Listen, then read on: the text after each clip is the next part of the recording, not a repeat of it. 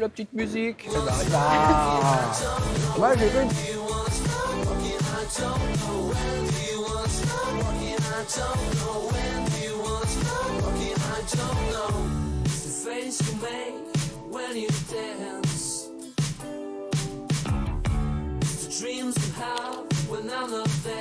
Ça me rappelle certains matins, vous savez, quand on est un tout petit peu à la bourre, hein, on se dépêche, on arrive, on court, on s'est brossé les dents, il arrive en plateau. Bonjour les amis, ça va? On est tous là. Hein. Vous êtes tous là, vous êtes tous beaux, bien réveillés, presque.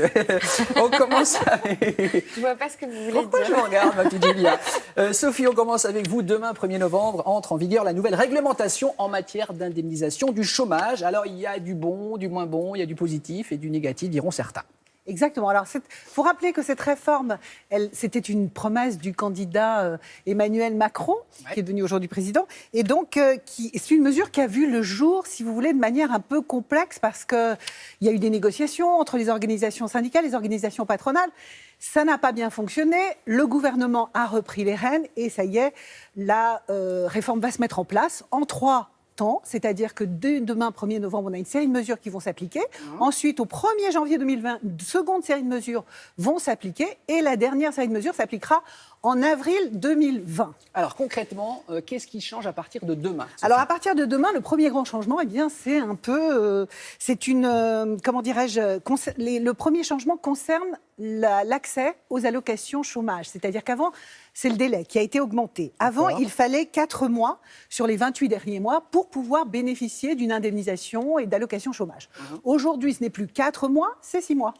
Et sur une période plus courte, c'est-à-dire non plus sur 28 mois, mais sur 24 mois. C'est un peu compliqué, mais vous y avez trouvé, ça va? Donc, en gros, c'est un durcissement. On peut appeler ça comme ça. On peut appeler ça comme ça, effectivement. C'est un durcissement, mais dans le durcissement, on reste quand même pas mal placés, nous les Français, par rapport, par exemple, à d'autres pays comme l'Allemagne, où pour pouvoir bénéficier des allocations chômage, il faut avoir travaillé 12 mois dans les 24 derniers mois.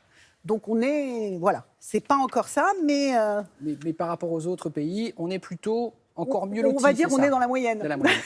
Donc l'autre grand changement, Sophie, c'est la dégressivité des indemnités versées. Exactement. Alors, ça ne touche pas tout le monde.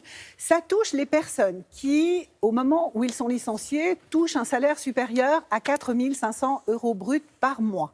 Et ces personnes vont voir leurs indemnités réduites de 30% à partir du 7e mois d'indemnisation.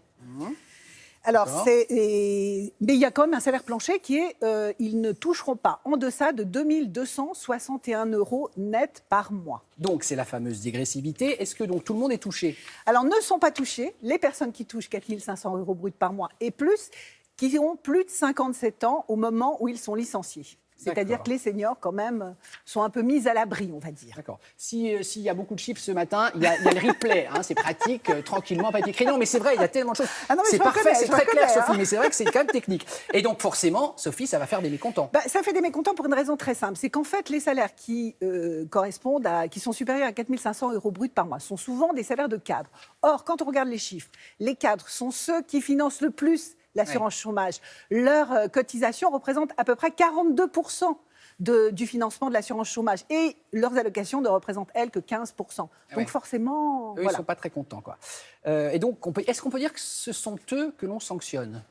Alors, je ne sais pas si ce sont eux qui l'on sanctionne. En fait, ce qui se passe, c'est que le gouvernement a voulu faire baisser le plafond d'indemnisation du chômage, qui est de l'ordre de 6 615 € net par mois. C'est le maximum qu'on peut toucher en France lorsqu'on est au chômage. C'est un plafond élevé par rapport à l'ensemble des autres pays européens. Donc, avec la dégressivité, ce plafond baisse.